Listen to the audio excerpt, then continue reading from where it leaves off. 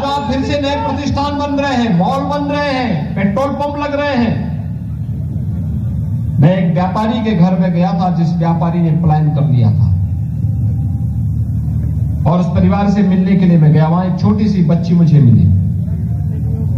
मैंने उससे पूछा, मैंने कहा कहां स्कूल पढ़ती हो? उसने कहा यही कस्बे में। मैंने कहा स्कूल में जाने में डर नहीं लगता है? कहा नहीं, अब डर नहीं लगता है। 4 साल 5 साल पहले बहुत भय लगता था, लेकिन अब भय नहीं लगता है। अब तो जो हम लोग जाते हैं, सड़कें सुरक्षित रहती हैं, पुलिस अलर्ट रहती है, और अगर कभी किसी बेटी पर किसी अपराधी के द्वारा हाथ डालने का प्रयास होता है तो उसका जवाब पुलिस की गोली अपने आप दे देती है। हमारी गोली की आवश्यकता नहीं होती। भाइयों बहनों, ये माहौल प्रदेश के अंदर दिया गया, और इसके लिए सरकार को हर एक स्तर पर लड़ना पड़ा। आप याद करिए, ये लखनऊ में 2010 से लेकर 2016 के बीच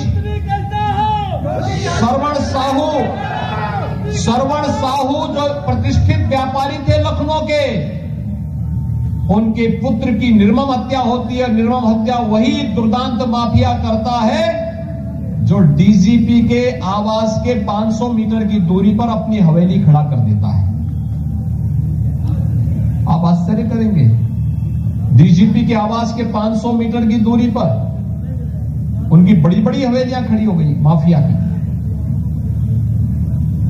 मैं एक बार वहां गया था, मैंने पूछा भाई ये भवन किसका बना हुआ है, क्योंकि वहां से सॉफ्ट टारगेट था डीजीपी का आवास। कहा साहब फलाने माफिया का है। तो मैंने कहा जमीन क्या उसने ली है? सब लोग मौन थे। मैंने कहा जमीन के कागज निकालो। देखा गया एनिमी प्रॉपर्टी है, शत्रु संपत्ति है। तो हमने कहा अवैध निर्माण जिसने परमिशन दी उसके खिलाफ कार्रवाई करो, और जिसने बनाया है उसके ऊपर बुलडोजर चला दो। भाइयों बहनों, आज जब उन दुर्दांत माफियाओं के ऊपर बुलडोजर चलता है तो सबसे ज्यादा परेशानी होती है समाजवादी पार्टी को। सबसे ज्यादा परेशानी होती है, क्योंकि वह इन सभी दुर्दांत माफियाओं का सरपरस्त समाजवादी पार्टी ही थी। और इसीलिए वो हमेशा कहते हैं कि साहब ये सरकार तो बुलडोजर की सरकार है, क्योंकि माफियाओं पे बुलडोजर चल रहे हैं।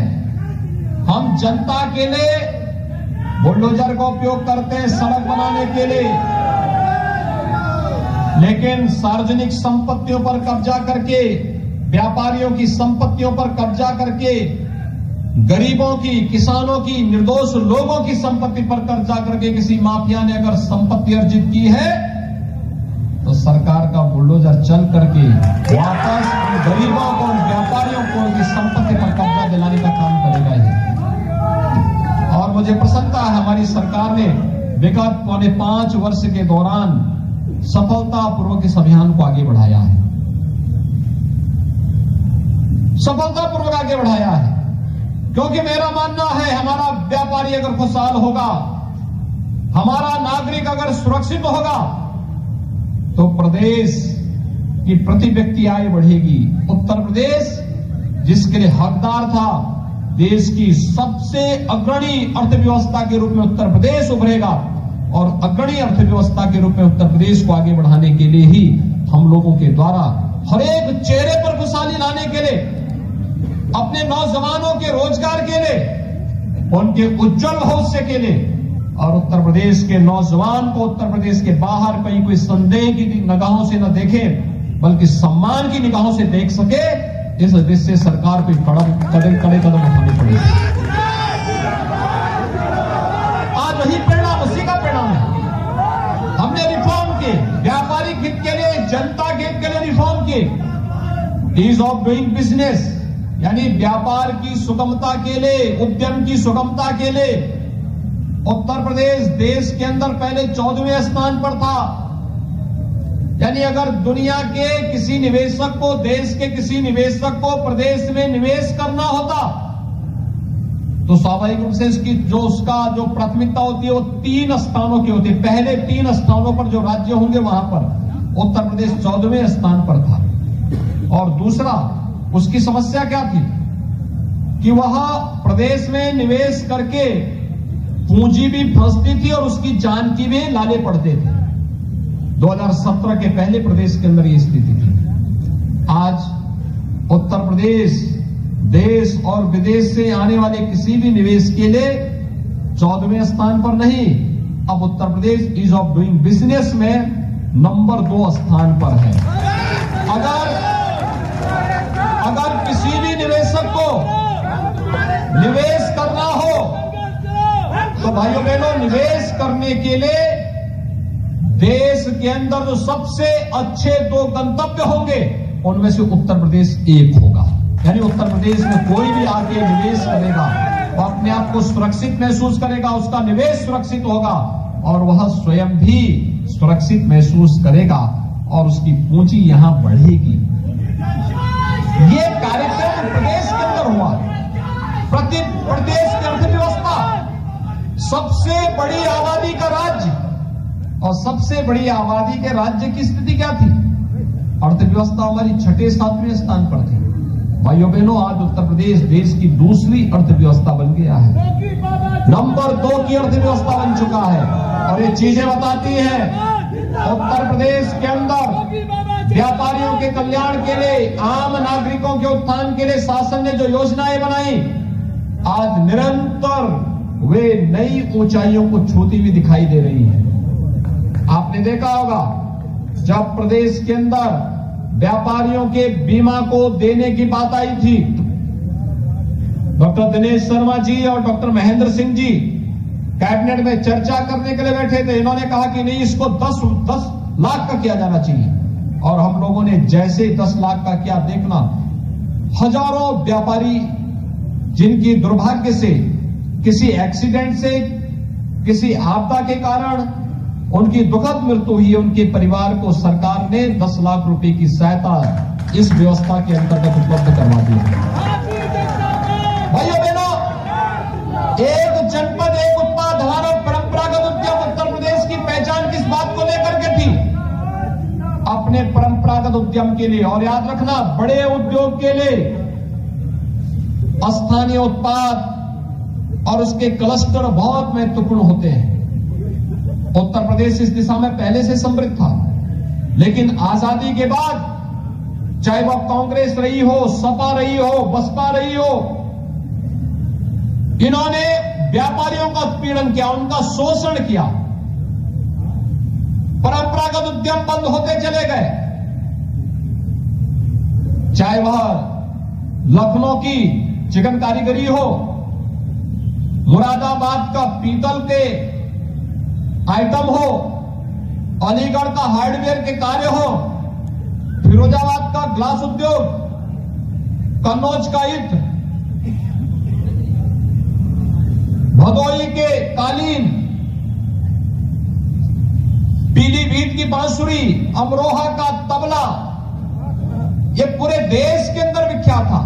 हर जनपद में कुछ न कुछ था, लेकिन पिछली सरकारों ने कभी इस उद्यम को, इस परंपरागत उत्पाद को बढ़ावा नहीं दिया। हमारी सरकार आई, हमने इसकी मैपिंग करवाई,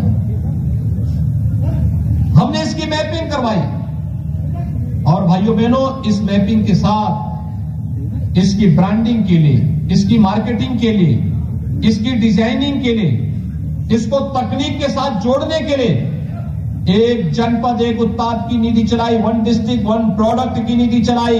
हमने इसमें प्रोत्साहन दिया। 60 लाख व्यापारी प्रदेश के अंदर इस योजना के साथ जुड़े, 60 लाख उद्यमी। और वर्तमान में उत्तर प्रदेश प्रधानमंत्री मोदी जी के आत्मनिर्भर भारत के लक्ष्य में सहयोगी बनते हुए हर वर्ष 1,31,000 करोड़ रुपए का एक्सपोर्ट करना है अपने परंपरागत उद्यम को। 1,31,000 करोड़ रुपए का देश के अंदर कोई राज्य इतना एक्सपोर्ट नहीं कर रहा है, उत्तर प्रदेश कर रहा है। यानी हर प्रकार से अपने हस्तशिल्पियों को, कारीगरों को सम्मानित करने का कार्य हो या फिर व्यापारियों की सुरक्षा की पुख्ता व्यवस्था करना हो, ये केवल भारतीय जनता पार्टी आपको ये सुविधा दे सकती है और उस सुरक्षा की गारंटी दे सकती है। व्यापार का उत्तम माहौल आपने देखा होगा, कोरोना प्रबंधन में भी प्रदेश सरकार ने प्रधानमंत्री मोदी जी के मार्गदर्शन में जितना बेहतरीन प्रदर्शन किया, आज उसका परिणाम है कि अमेरिका के अंदर, यूरोप के अंदर, रूस के अंदर, चीन के अंदर लॉकडाउन है, लेकिन उत्तर प्रदेश में पूरे मार्केट खुले हुए हैं। हमारे दीपावली के अवसर पर रिकॉर्ड बिक्री होती है, विजयादशमी के अवसर पर रिकॉर्ड मात्रा में मार्केट खुले थे। व्यापारियों ने जो लॉकडाउन के दौरान अगर थोड़ी मंदी दिखाई दी थी, उसकी भी भरपाई की। मेरी तो अक्सर व्यापारिक संगठनों के साथ संवाद होता है, मैं उनसे पूछता हूं कैसा है मार्केट के हाल क्या है। जब डाउन रहता तो कहते साहब डाउन है, लेकिन जब अच्छी स्थिति है तो लोग बोलते साहब बहुत अच्छा मार्केट चल रहा है। ये शासन पर निर्भर करता है कि शासन उसको किस दिशा में माहौल देता है, और प्रदेश के अंदर भारतीय जनता पार्टी की सरकार ने वो उत्तम माहौल प्रदेश के अंदर देने का कार्य किया। भाइयों बहनों, आज कोई माफिया और कोई अपराधी सरेआम किसी व्यापारी को धमकी नहीं दे सकता, गुंडा टैक्स नहीं वसूल कर सकता, चौथ नहीं वसूली कर सकता। हर व्यक्ति को मालूम है अगर कोई जबरदस्ती करने का प्रयास करेगा तो व्यापारी भले ही व्यापारी की बोली ना निकले, लेकिन पुलिस की बोली जरूर वहां पर उस अपराधी के लिए जरूर निकलेगी। और मैं आप सबको यही आश्वस्त करने के लिए आया हूं, हमारी प्राथमिकता प्रदेश के 25 करोड़ लोगों की सुरक्षा है, और 25 करोड़ लोगों की सुरक्षा का रास्ता निकलता है हमारे व्यापारी बंधुओं की सुरक्षा के माध्यम से। अगर माहौल व्यापार का उत्तम है, हर व्यक्ति अपने आप को सुरक्षित महसूस करता है, हर बेटी अपने आप को सुरक्षित महसूस करती है, और प्रदेश सरकार इसके लिए पूरी प्रतिबद्धता के साथ कार्य कर रही है। और आपको यही आश्वस्त करने के लिए मैं आया हूं, जो उत्तर प्रदेश आज देश का एक अग्रणी राज्य बन रहा है, तेजी के साथ देश की नई अर्थव्यवस्था के रूप में उभर रहा है। अगला 5 वर्ष बहुत महत्वपूर्ण होगा। उत्तर प्रदेश को हम 7वीं अर्थव्यवस्था से नंबर 2 की अर्थव्यवस्था बना चुके हैं, इसको नंबर 1 की अर्थव्यवस्था के रूप में स्थापित करेंगे। उत्तर प्रदेश हर एक क्षेत्र में अग्रणी भूमिका के साथ आगे बढ़े। यह कार्य केवल और केवल भारतीय जनता पार्टी कर सकती है। नहीं तो नारे लगते थे, जब वोट बैंक बनाए जाते थे, कश्मीर में धारा 370 इसलिए नहीं हटेगी कहीं ऐसा ना हो कि वोट बैंक खिसक जाए। अयोध्या में राम मंदिर पे इसलिए नहीं बोलना है कि उनका वोट बैंक खिसक जाएगा। भारतीय जनता पार्टी की मोदी सरकार ने आते ही कहा कश्मीर से धारा 370 भी हटेगी, अयोध्या में राम मंदिर भी बनेगा, और दोनों कार्य भी करके दिखा दिया। भाइयों बहनों, हम जो कहते हैं हम वह कर लेते हैं, क्योंकि राजनीति हमारे लिए पेशा नहीं है, यह सेवा का एक माध्यम है। अपने प्रदेश को देश के अग्रणी राज्यों में आगे बढ़ाने का एक माध्यम है। भारतीय जनता पार्टी के एक कार्यकर्ता के लिए राष्ट्र धर्म सर्वोपरि है। आप इसीलिए देखते होंगे केवल भारतीय जनता पार्टी के ही कार्यक्रम में भारत माता की जय के नारे गूंजते हैं। कांग्रेस, सपा, बसपा के किसी कार्यक्रम में भारत माता की जय और वंदे मातरम नहीं गाया जाता है, क्योंकि उनमें हिम्मत ही नहीं। और आज भारत की राजनीति तो उधर जा रही है कि जो लोग कहते थे, आज इनका ढोंग देखो, ये कहने लग गए हैं, ये सभी तीनों चारों दलों के लोग अब कहने लग गए हैं कि हम ही राम के सबसे बड़े भक्त हैं। ये ताकत आपकी है, जनता जनार्दन की ताकत है, लोकतंत्र की ताकत है। इनको भी, इनकी कमर को भी आपने लचीला बना दिया है और इनको अब घुटना टेकने के लिए मजबूर कर दिया, नाक रगड़ने के लिए मजबूर कर दिया है कि ये भी जनता की भावनाओं का सम्मान करते हुए उस आस्था का सम्मान कर सके। और नहीं तो इनकी सरकारें आती थी, बसपा की सरकार आई, उसने जन्माष्टमी के आयोजन पे रोक लगा दी। सपा की सरकार आई, उसने कावड़ यात्रा पे रोक लगा दी थी। कांग्रेस की सरकार आई, उसने अयोध्या में राम जन्मभूमि पूजा करने पर रोक लगा दी थी। भारतीय जनता पार्टी आई, हर थाना में श्री कृष्ण जन्माष्टमी के आयोजन भव्य तरीके से हो रहे हैं। भव्य तरीके से श्री कृष्ण जन्माष्टमी के आयोजन होते हैं। रंगोत्सव का आयोजन हमने बरसाना में ही शुरू कर दिया है। मथुरा श्री कृष्ण जन्माष्टमी के आयोजन भव्यता के साथ मथुरा में मनाए जा रहे हैं। अयोध्या में राम जन्म भूमि पर भगवान राम का जन्मोत्सव हो या दीपोत्सव का आयोजन, ये दोनों भव्य तरीके से सरकार के संरक्षण में आयोजित होते हैं। संतों का आशीर्वाद मिलता है, जनता जनार्दन की उपस्थिति होती है। हमें कोई संकोच नहीं, कावड़ यात्रा बड़ी धूमधाम के साथ निकलना है। हमने रोक नहीं लगाई, आस्था को सम्मान दिया है और ये आस्था हमारी सबसे बड़ी पूंजी है। भाइयों बहनों, आप सबसे मेरा यही अपील होगा कि व्यापारी समुदाय अभी से कमर कसे। सुरक्षा का जो बेहतर माहौल मिला है, कारोबार की जो सुगमता और सरलता के साथ साथ आगे बढ़ने का अवसर प्राप्त हुआ है, या प्रदेश को अग्रणी राज्यों में देश के अंदर स्थापित करने का भी एक अवसर हम सबको प्राप्त होगा। हर व्यापारी को आगे बढ़ने का, अपने कारोबार का विस्तार करने का एक अवसर भी देगा और सुरक्षा का एक बेहतर वातावरण, व्यवसाय की सुगमता का एक बेहतर माध्यम केवल और केवल भारतीय जनता पार्टी दे सकती है। इस विश्वास के साथ मैं आप सबको आज के इस व्यापारी सम्मेलन के लिए विनीत शारदा जी को और उनकी पूरी टीम को हृदय से बधाई देता हूं, शुभकामनाएं देता हूं और आप सबके प्रति अपनी शुभकामनाएं देते हुए वाणी को देता हूं। धन्यवाद। जय हिंद।